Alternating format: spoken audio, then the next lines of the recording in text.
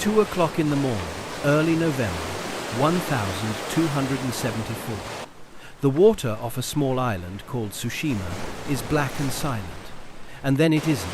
Sail after sail rises out of the dark, hundreds of them, until the horizon itself seems to be made of wood and rope and waiting men. On the shore, a Japanese governor named So Sukekuni watches the impossible become real. According to the records of his own family, he commands perhaps 80 mounted warriors.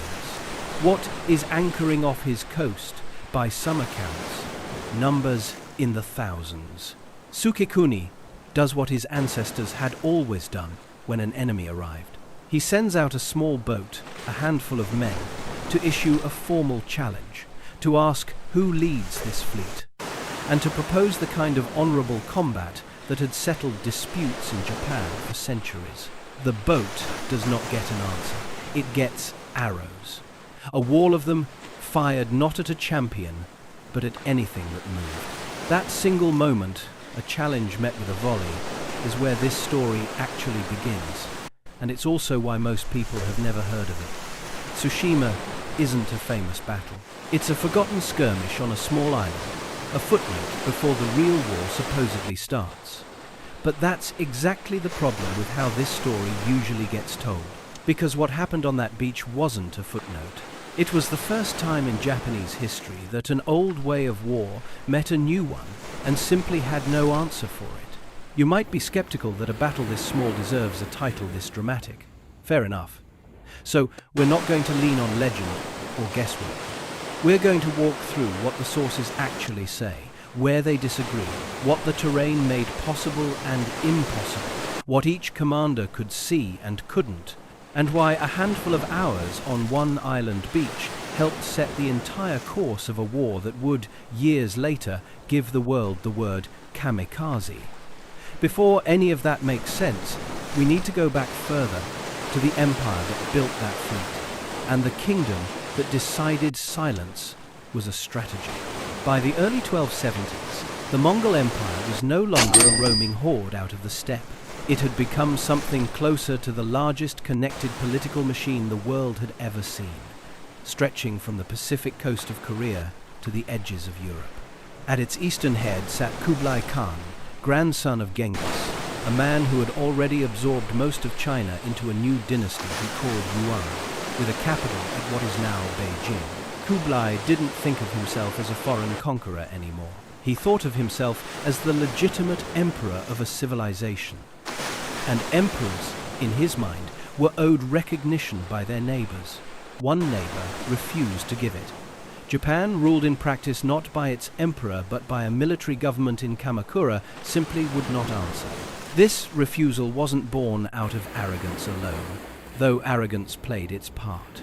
The man effectively running Japan at the time, a young regent named Hojo Tokugawa, had inherited a system built entirely around a different kind of confidence. The belief that Japan's warriors, its samurai class, were simply superior to anything a foreign army could field. For generations, war in Japan had operated on rules. Warriors announced themselves. They sought worthy opponents. Combat was, in large part, a stage for individual reputation as much as for territorial gain. It had never been tested against an army that didn't recognize the stage at all. Kublai's approach, by contrast, was patient and procedural, the way empires often are when they're confident they'll get what they want eventually. Starting in 1268, he sent letter after letter to Japan, addressed to its king, offering friendly relations in exchange for tribute and acknowledgement of Yuan supremacy. The wording was careful, almost gentle, but it carried an unmistakable edge. Peace was being offered, and the alternative was left to the imagination. A Chinese envoy was even sent to live in Japan for roughly a year, hoping to build enough goodwill to avoid a war neither side, on paper, particularly wanted. Japan's response to all of this was nothing. Not a formal rejection, not a counteroffer. Silence, repeated year after year, while the court in Kyoto debated and the warrior government in Kamakura simply chose not to engage. To modern ears, this might sound almost reasonable, a refusal to legitimize a demand by replying to it.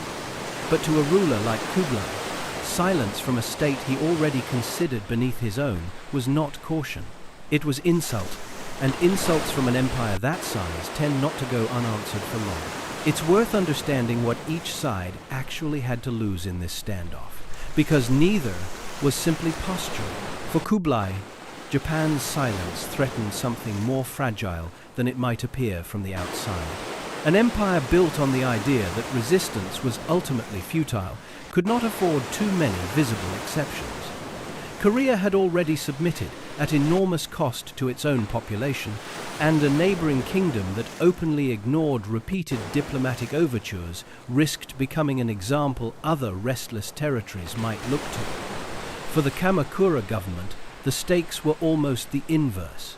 Japan had never been successfully invaded by a foreign power within living memory, and the entire social and political order of the warrior class rested on the assumption that this would continue to be true.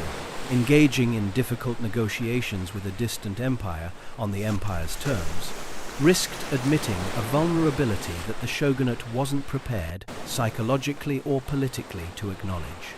What's easy to miss, looking back, is that neither side was acting irrationally by its own logic. The shogunate had every reason to believe its warriors could meet any invader on the beaches and win, because that was the only kind of war it had ever known.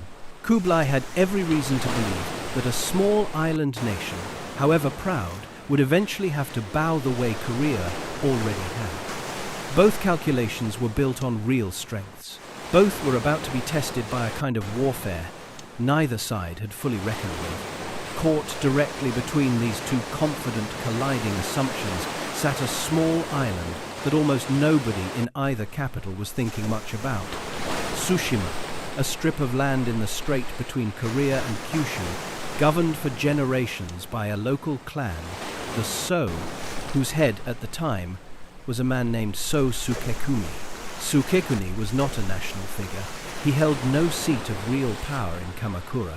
What he held was a hereditary post, deputy governor of a province most of Japan rarely thought about, and a duty passed down through his family for generations. Watch the strait, protect the people on this island, answer whatever comes across the water. According to the So clan's own later chronicles, his bloodline traced back to the imperial line itself, through the long-deposed child emperor Antoku. Whether or not every detail of that lineage holds up to scrutiny, what mattered in 1274 was simpler. The people of Tsushima trusted him completely, and his sense of duty toward them appears, from every surviving account, to have run just as deep. None of that duty, none of that trust, could change one basic fact about where Tsushima sat on the map. It was the closest piece of Japanese territory to the Asian mainland, the obvious first stepping stone for any fleet sailing out of Korea toward Kyushu. If Kublai Khan ever decided that letters weren't enough, the first place his ships would have to pass was this island, governed by a man with a few dozen mounted retainers and centuries of tradition behind him, and almost nothing in the way of warning about what an empire's patience running out would actually look like. There's also a quieter fear worth naming here, one that rarely makes it into the grander political retellings of this period. For ordinary people living on Tsushima, fishermen, farmers, the families who had worked this strip of land for generations, the looming tension between Kamakura and the Yuan court was not an abstract matter of imperial pride. It was the difference between an ordinary autumn and a catastrophe arriving without warning on their own shoreline. They had no part in the diplomatic decisions being made in distant capitals, and yet they were the ones whose homes sat directly in the path of whatever those decisions eventually produced. That imbalance between who makes the choices and who absorbs the consequences is one of the oldest and most uncomfortable patterns in the history of war, and Tsushima would soon become one of its starkest illustrations. It's also worth understanding what made Kublai's eventual decision to invade feel, from his side, less like recklessness and more like the natural next step. By this point, the Yuan court had already absorbed the resources, the shipyards, and the manpower of a recently conquered Korea, giving Kublai something his predecessors on the steppe had never really possessed: the industrial capacity to build and launch a genuine naval invasion force. The Mongols, who had once conquered through speed and horsemanship across open land, were now, through conquest and adaptation, commanding the shipbuilders and sailors of an entire coastal kingdom. War, for an empire like this, was rarely a single decision made in a single moment. It was the slow accumulation of capability, meeting a long list of grievances, until eventually the capability and the grievance arrived at the same point on the calendar. On the Japanese side, there's a separate detail worth sitting with, because it complicates the picture of pure overconfidence. The shogunate was not entirely blind to the danger. Internal debates did take place over how seriously to take Kublai's letters, and some officials likely understood, at least in private, that the silence being maintained was a gamble rather than a guaranteed safe choice. The decision to stay quiet wasn't necessarily made out of ignorance of the risk. It may have been made because no better option seemed available within a political system that had no real precedent for negotiating with a foreign empire on equal terms, let alone from a position of acknowledged weakness. Pride and structural inexperience, in other words, were pulling in the same direction at once, and the result was the same, regardless of which one deserves more of the blame. By the early months of 1274, that patience had, in fact, run out. Construction had already begun on a fleet meant not to negotiate, but to answer Japan's silence directly. Sukekuni did not know the scale of what was coming. Neither did Kamakura. Both were about to find out at the same time, and on the same beach, that the war they were braced for, and the war that was actually arriving, were not the same thing at all. Building an invasion fleet, capable of crossing open water and landing thousands of fighting men, is not something an empire does quietly. And it is not something it does quickly. Kublai Khan's plan called for hundreds of ships, broken roughly into three categories. Large transport vessels, meant to carry the bulk of the troops and horses. Smaller, fast attack boats, meant to screen the fleet and strike quickly. And lighter tenders for moving men and supplies between ships and shore. The labor, material, and a great deal of the cost fell on Korea, recently absorbed into Mongol vassalage, and according to several sources, deeply unhappy about shouldering the burden of a war, it had no real stake in starting. Construction finished in the summer of 1274. The invasion was originally planned to launch shortly after, but it was delayed for several months, partly due to the death of the Korean king and partly due to simple administrative slowness on the part of the commanders responsible for assembling the army. Wars, even ones backed by the largest empire on earth, do not run on schedule. By early autumn, the fleet was finally ready to sail from a port near what is now Masan, on Korea's southern coast. The plan, as far as it can be reconstructed, was straightforward and methodical, which made it dangerous precisely because of how unremarkable it looked on paper. Take Tsushima first, then Iki, another small island, slightly further along the route. Then make landfall in force at Hakata Bay, on the coast of Kyushu, the gateway to mainland Japan. Nothing about this plan required brilliance. It required only that the islands in the way fall quickly enough not to slow the larger campaign down, and from the perspective of Yuan planners, two lightly defended islands seemed unlikely to cause much delay at all. On the other side of the strait, preparation looked completely different, because the threat itself looked completely different depending on where you stood. In Kamakura, the looming danger was abstract, a matter of letters and silence and political posturing. On Tsushima, it was about to become extremely concrete, and almost entirely without warning. The island itself made any serious defense difficult before a single ship arrived. Tsushima is small, mountainous in places, and cut through with narrow inlets and bays rather than long defensible coastline. There was no deep network of fortifications, no standing garrison of any real size, because there had never needed to be one. For generations, the greatest threats the So clan faced were pirates and the occasional diplomatic visit, not an organized invasion force. The terrain that had kept the island peaceful for so long, scattered, hard to fully patrol, was the same terrain that would make a concentrated, well-prepared enemy almost impossible to stop once it actually landed.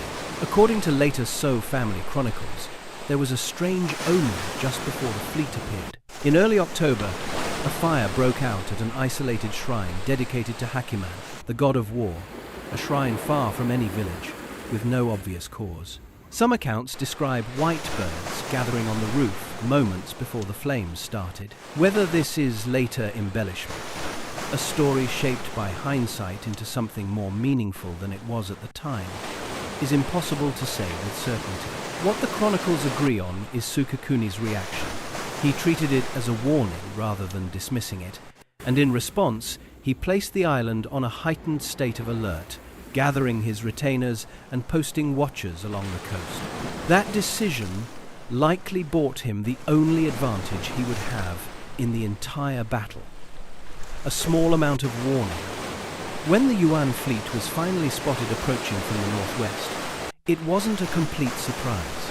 Sukekuni had time, limited as it was, to assemble the forces available to him. Those forces, by the account preserved in the So clan's own records, numbered around 80 mounted samurai along with their retinues, support troops who would have fought on foot, tended horses, and carried equipment. Though not part of the formal cavalry force itself, it is worth pausing here on exactly how small that number is. 80 mounted warriors is not an army. It is closer to the personal guard of a minor regional lord, the kind of force meant to handle bandits or local disputes, not to repel an invasion fleet numbering in the hundreds of ships. Against them stood a force that the same So chronicles describe as numbering in the thousands, transported aboard roughly 900 vessels, though it's important to be honest about what that number actually represents.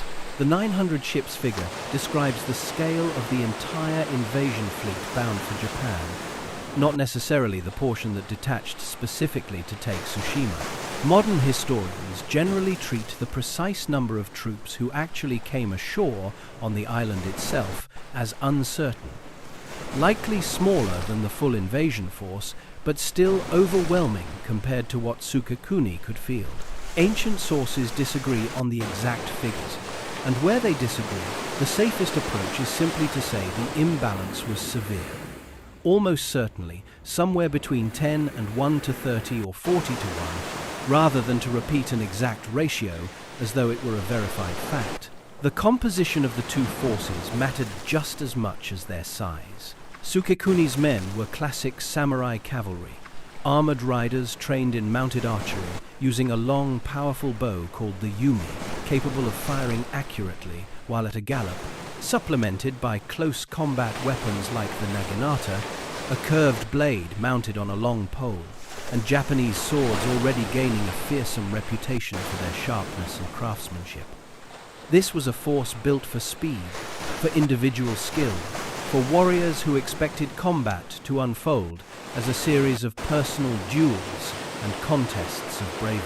Their armor, lacquered plates of iron and leather laced together, was light enough to allow real mobility on horseback, a design suited to a tradition of warfare where a rider needed to wheel, retreat, and strike again, rather than simply absorb blows while standing still. The Yuan force, drawn from Mongol, Chinese, and Korean troops serving under Kublai's command, fought in an entirely different tradition. Their core strength lay in coordinated infantry and archers, operating in disciplined formation, firing in volleys rather than as individuals, supported by some armored cavalry and, according to several later Japanese accounts, an early form of gunpowder weapon described as fire tubes or iron devices that produced a flash and a loud explosion.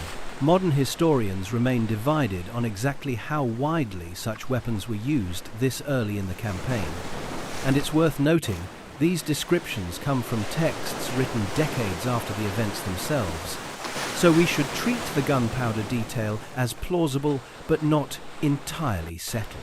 What is far less disputed is the basic tactical philosophy.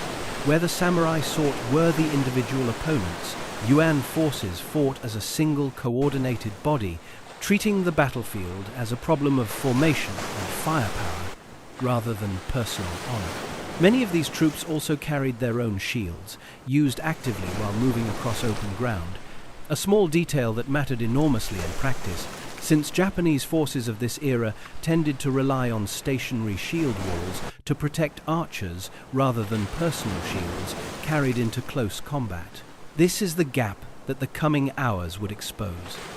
It wasn't simply a gap in numbers, it was a gap in what war itself was understood to mean. There's a deeper layer to this gap that's worth drawing out, because it explains why numbers alone don't fully capture the imbalance.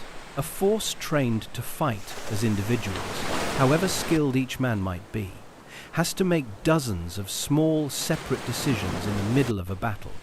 When to engage, when to break off, which target to pursue. A force trained to fight as a coordinated body removes most of those decisions from the individual soldier entirely. Orders move down through a chain of command. Formations hold their shape because every man in them understands his place within the larger structure.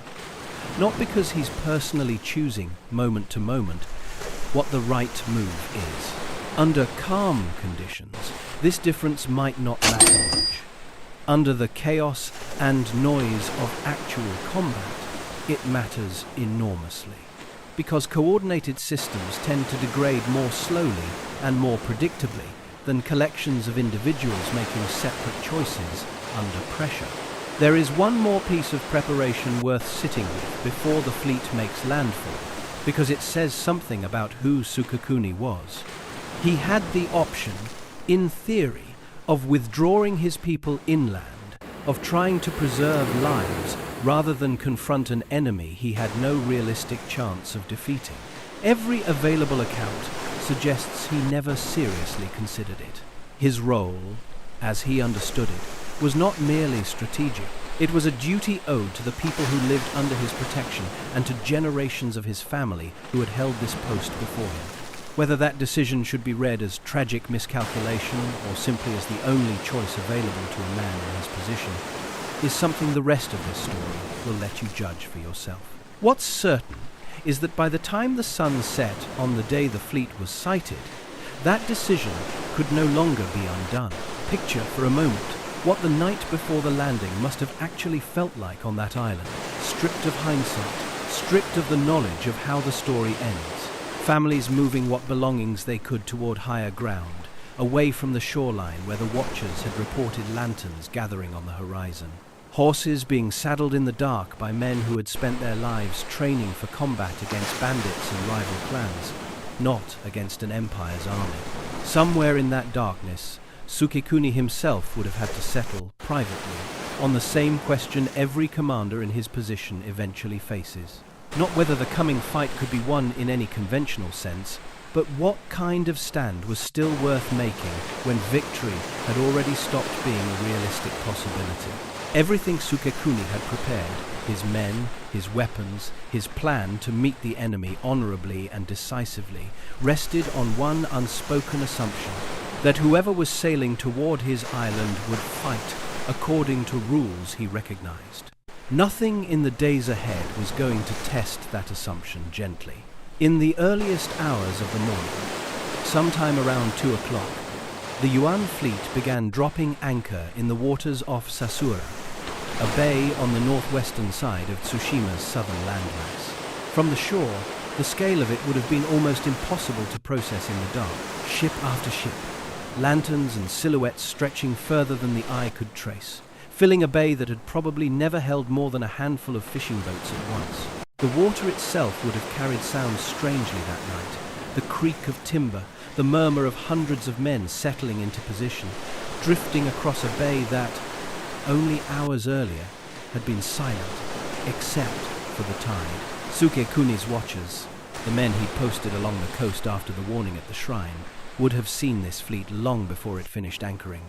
There was no possibility of surprise in the purest sense. What there wasn't was any real choice about what to do with that warning. 80 mounted men cannot evacuate an island. They cannot outrun a fleet by land.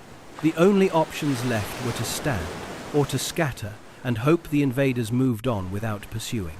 Sukekuni chose to stand, and he chose to do it the way his family always had. He sent out a small boat carrying a handful of men to approach the fleet and issue a formal challenge, the traditional opening move in Japanese warfare, identifying the defenders and inviting honorable combat from whoever led the opposing force.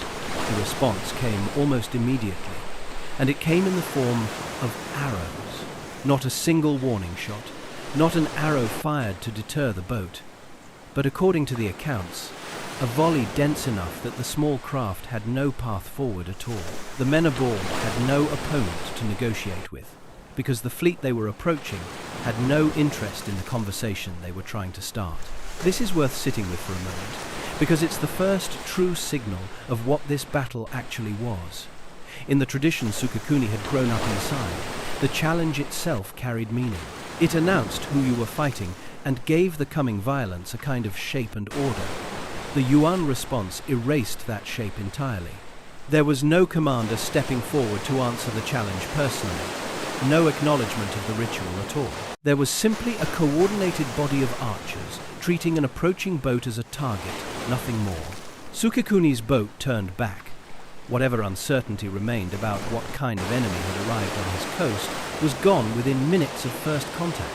What replaced it was a far simpler, far more dangerous kind of clarity. This was not going to be a battle fought on his terms. If you were standing on the shore beside him in that moment, the question worth asking isn't whether he should have known better. It's what choice that knowledge actually left him with. Tell us in the comments, in one word, hold or retreat. Because the next several hours are going to make that question very real for the men who had no time left to debate it. By the time true daylight was breaking, the Yuan forces had begun landing in earnest on the beach at Komoda, near Sasura. Landing an army from ships onto open beach is a vulnerable moment in almost any era of warfare. Men and equipment moving slowly from water to shore, formations not yet fully formed, and if Sukekuni's 80 riders had any realistic window to inflict real damage, this brief, chaotic stretch was probably it. What the sources describe instead is a landing that proceeded with disciplined coordination rather than chaos. Archers moved into position quickly, providing covering fire for the infantry coming ashore behind them, while the overall force organized itself into a coherent body rather than a scattered crowd of disembarking soldiers. This was, again, the fundamental difference asserting itself. An army trained to fight as a single organism does not lose its shape just because the ground beneath it has changed from a ship's deck to wet sand. Sukekuni and his men, watching this unfold, would have understood almost immediately that there was no isolated champion to challenge, no single commander whose defeat might turn the tide or even slow the advance. There was only the formation itself, moving forward as one. According to tradition, samurai of this era still expected combat to offer some opportunity for individual recognition. A worthy opponent sought out and engaged directly. It's worth noting, since it's easy to romanticize, that the rigid, codified version of Bushido many people imagine today did not yet exist as a written code in 1274. Samurai of this period were, in practice, considerably more pragmatic than later legend suggests. But, pragmatic or not, nothing in their training had prepared them to face an enemy that ignored individual challenges entirely and simply pressed forward as a war. The cold of early November would have been settling into the morning air by this point, mixing with the dust kicked up along the beach by hundreds of advancing feet, and the particular smell that follows any large body of men and horses moving together, leather, sweat, the salt off the bay itself. None of that makes it into the chronicles directly. It's simply what the scene would have demanded. The kind of detail that disappears from formal records but never disappears from the actual experience of the men who lived through it. The first true clash came as the Yuan line advanced off the beach and Sukekuni's cavalry moved to meet it.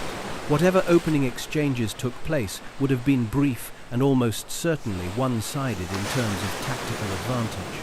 Samurai cavalry attempting to find gaps or isolated targets, only to be met by coordinated volleys and a formation that simply did not break the way a crowd of individual fighters might. This is the moment where the gap between two military traditions stopped being theoretical and became something measured in lives. Every assumption Sukekuni's preparation had rested on, that courage and individual skill could offset a numerical disadvantage, that an honorable challenge meant something to the men receiving it, was being tested in real time and found wanting. Not because his men lacked bravery, but because bravery alone was never going to be the deciding factor in this kind of fight.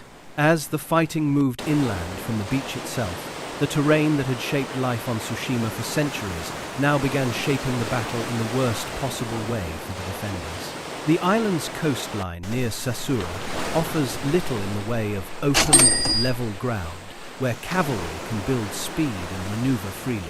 Instead, there are narrow approaches, tight spaces between rising terrain and water, the kind of geography that rewards a large, disciplined infantry force and punishes a small mounted unit that depends on room to charge, wheel, and disengage. Sukekuni's riders, used to mounted archery and rapid maneuver, found themselves increasingly boxed into a fight that played to every strength the Yuan formation possessed. A coordinated body of archers and infantry, supported by superior numbers, does not need room to maneuver the way cavalry does. It needs only to hold its shape and let the terrain do the rest of the work, slowly closing whatever space the defenders might have used to their advantage. There's a question worth asking here, one the sources themselves don't fully answer. Could a different deployment, a more cautious initial position, a fighting withdrawal toward higher ground, have changed how this part of the battle unfolded? It's impossible to know for certain, and any answer risks projecting modern tactical thinking backward onto a commander operating with far less information and far less time than hindsight affords us. What can be said is that once the Yuan formation moved off the beach and began to spread along the available ground, the window for any kind of decisive cavalry action against it had almost certainly already closed. Each time a small group of riders found a gap and pressed forward, the formation around that gap would tighten rather than scatter, archers repositioning, infantry closing the space again almost as quickly as it had opened. For men, trained their entire lives to read an opponent's formation for weakness, the experience of facing a force that simply didn't develop those weaknesses in the expected way would have been deeply disorienting. A kind of battlefield logic that refused to behave the way every previous engagement in their lives had taught them to expect. By midday, by most reconstructions of the timeline, the defenders were no longer fighting to win. They were fighting to hold ground. They had little realistic chance of holding against a force that could afford patience in a way 80 exhausted riders could not. The accounts that survive from this stretch of the day are fragmentary, shaped heavily by later retellings within the So family's own chronicles, and it's important to say plainly that some of the specific feats described almost certainly carry the weight of legend alongside fact. One story, often repeated, describes a samurai named Suksada cutting down some 25 enemy soldiers in personal combat during the fighting. It's the kind of detail that makes for a vivid scene, and it may well be rooted in a genuine act of extraordinary individual combat. It should also be treated as a number shaped by storytelling traditions that valued heroic individual feats rather than as a verified battlefield statistic. What's more consistently described across multiple sources is the broader shape of the day. A small defending force, steadily worn down through hours of close engagement, Increasingly surrounded as Yuan troops fanned out across the contested ground, with no reinforcement possible from anywhere else on the island, and certainly none coming from the Japanese mainland in any time frame that mattered. It's worth pausing on just how isolated that made Sukekuni's position in a way that's easy to underestimate from a distance of 7 centuries. In a later era, a defending force in this situation might at least hold out hope of relief arriving by sea or by some emergency overland route. None of that existed here. Tsushima was, by its very geography, cut off the moment the fleet arrived, and everyone fighting on that beach would have understood, by midday at the latest, that whatever they accomplished or failed to accomplish over the following hours, no help was coming to change the outcome. That knowledge alone, the absence of any realistic rescue, shapes how we should read everything that followed. This wasn't a defense conducted with the hope of holding until reinforcements arrived. It was a defense conducted in the full knowledge that none would. By the time the light began to fail in the late afternoon, Sukekuni's position had become, in the most literal sense, untenable. His remaining men were exhausted, reduced in number, pressed from multiple directions by an enemy that had lost neither its cohesion nor its numerical advantage over the course of the day. There was no path to victory left on the table. There was, by most accounts, still one choice remaining: how the end itself would happen. According to the So clan's records, Sukekuni chose to lead his surviving riders in a final mounted charge as night approached, rather than attempt to scatter, hide, or seek terms that almost certainly weren't being offered. Whether this decision reflected a calculated final attempt to inflict maximum damage, a refusal to abandon the duty he'd carried his entire adult life, or simply the absence of any better option, is something the sources don't settle, and probably something Sukekuni himself didn't have the luxury of deliberating over for long. What the accounts agree on is the outcome. The charge was met and broken by an enemy that had absorbed worse over the course of a single day without losing its formation. There's something worth pausing on in that final charge, something that goes beyond tactics. By this point in the day, every man riding beside Sukekuni would have understood, in the plainest possible terms, exactly what the odds were.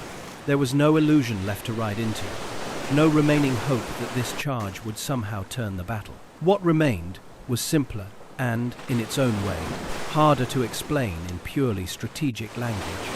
A decision made collectively in the failing light to meet the end of this fight on horseback rather than any other way. So Sukekuni was killed in that final engagement, along with the great majority of the men who had ridden out with him that morning.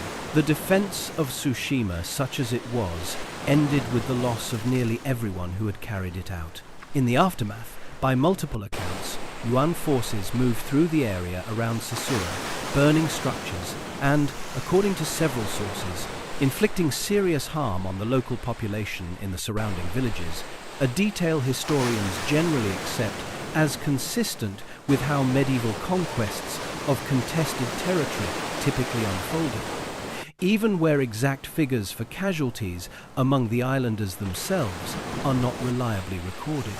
Over the following days, the invading force worked to secure control of the rest of the island before turning south.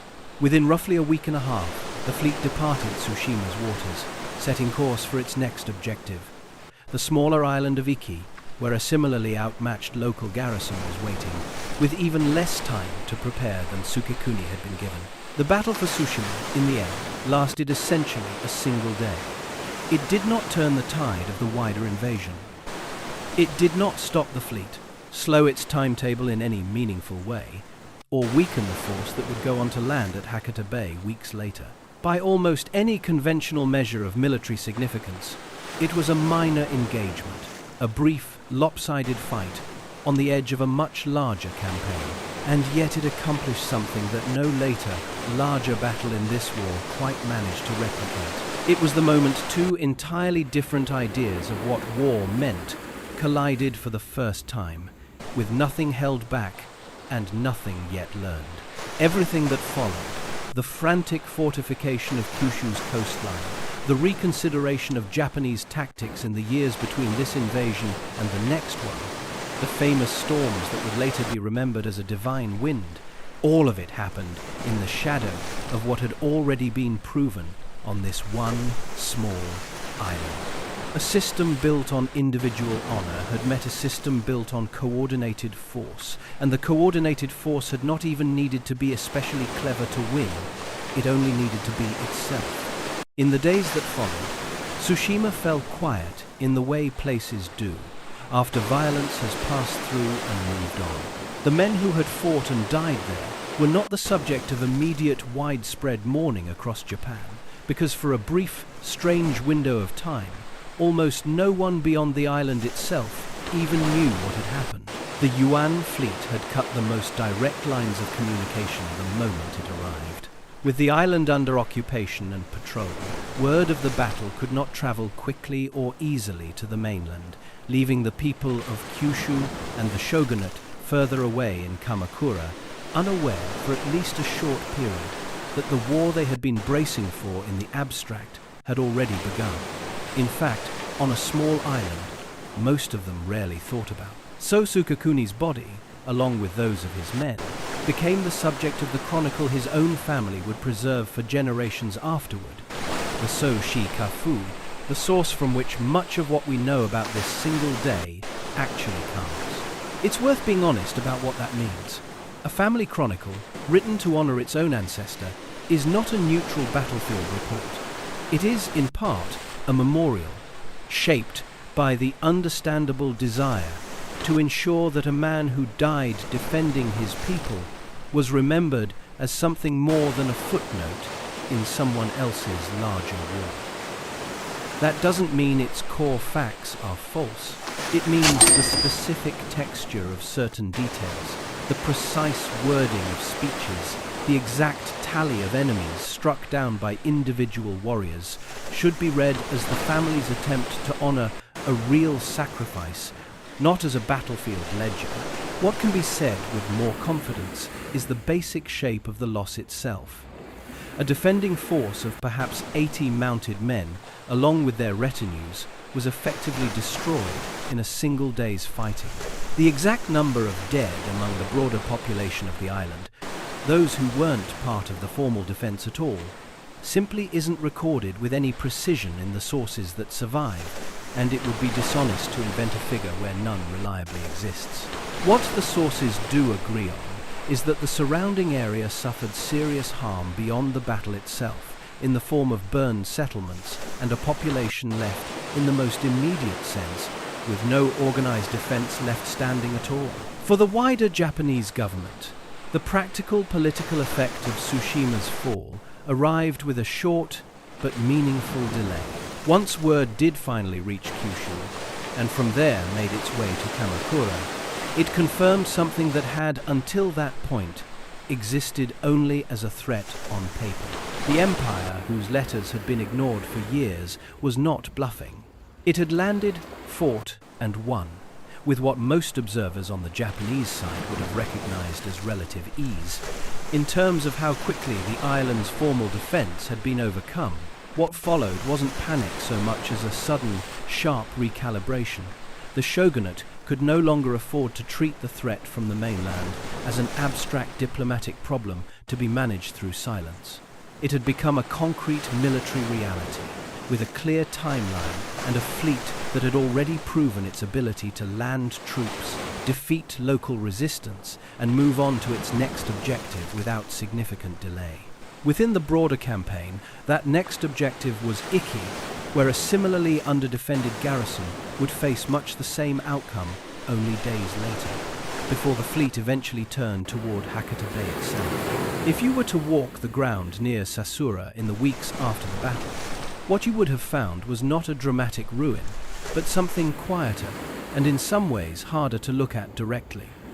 A stretch of coastline where the ordinary rhythms of a small fishing and farming community had simply stopped, where homes had burned, where a defending force that had existed that morning no longer existed by nightfall, and where the only visible reminder of what had happened was the absence of the people who should have still been there. The fighting on Tsushima was over within a day. The consequences of what that day proved were only beginning to spread outward, carried not by messengers on horseback alone, but by the simple, undeniable fact that an empire's fleet had now touched Japanese soil, fought a Japanese garrison, and won. Quick question before we move into what this all actually meant going forward. If you had been advising Kamakura the moment this news arrived, what's the one word that describes what should have happened next? Drop it in the comments. We'll get into what actually happened right now. It would be easy, looking back from a comfortable distance, to treat the fall of Tsushima as a minor prelude, a small and almost inevitable defeat on the way to a much more famous story. The storms, later remembered as the kamikaze, the divine wind, that would scatter and destroy Yuan invasion fleets in 1274 and again in 1281, saving Japan from conquest through what felt, to the people living through it, like genuine divine intervention. That bigger story is real, and it matters enormously to how Japan understood itself in the centuries that followed. But it's worth resisting the temptation to let that later, more dramatic outcome erase what happened on this one island first. The immediate strategic effect of Tsushima's fall was limited in scope, but significant in what it revealed. It confirmed, beyond any remaining doubt, that the Yuan threat was not a diplomatic bluff, and it gave the shogunate a brutal, compressed preview of exactly how a coordinated, disciplined invading force could overwhelm a defense built around individual valor and traditional combat. That lesson, learned at the cost of Sukakuni's garrison, fed directly into the urgent military preparations that followed over the next several years. The construction of massive coastal fortifications around Hakata Bay, stretching many kilometers and designed specifically to deny an enemy fleet the kind of open beach landing that had worked so cleanly at Komoda. Japan, in other words, didn't just survive what happened at Tsushima emotionally. It studied it, however, informally, and changed its preparations because of it. In terms of who gained and who lost in the years immediately following, the picture is more complicated than a simple Mongol victory followed by Japanese defeat. The Yuan campaign of 1274 ultimately failed to conquer Japan at all, turned back at Hakata Bay, and then devastated by storms during its withdrawal, a pattern that would repeat on a much larger scale in 1281. Tsushima's fall, in that light, becomes something closer to a brutal opening note in a war the invaders would ultimately lose, rather than the first step toward a conquest that ever actually arrived. The island's defenders did not buy victory for Japan through their sacrifice. What they did do, whether intentionally or not, was provide the first hard evidence of exactly what kind of enemy the rest of the country needed to prepare for. Evidence paid for in the most costly way imaginable. There's a broader military lesson buried in this small battle that extends well beyond medieval Japan, one that shows up again and again throughout history whenever a tradition-bound force meets a more coordinated, systemized opponent for the first time. Individual skill and personal courage matter enormously in war, but they are not, on their own, a substitute for cohesion, discipline, and the ability to fight as a single coordinated body rather than a collection of brave individuals. Reconnaissance and early warning matter too, and Sukakuni had both, thanks to his watchers along the coast. But warning alone means little without the resources to act meaningfully on it. None of this is a judgment on the courage of the men who died on that beach. It's an honest accounting of why courage, in this particular collision, was never going to be enough by itself.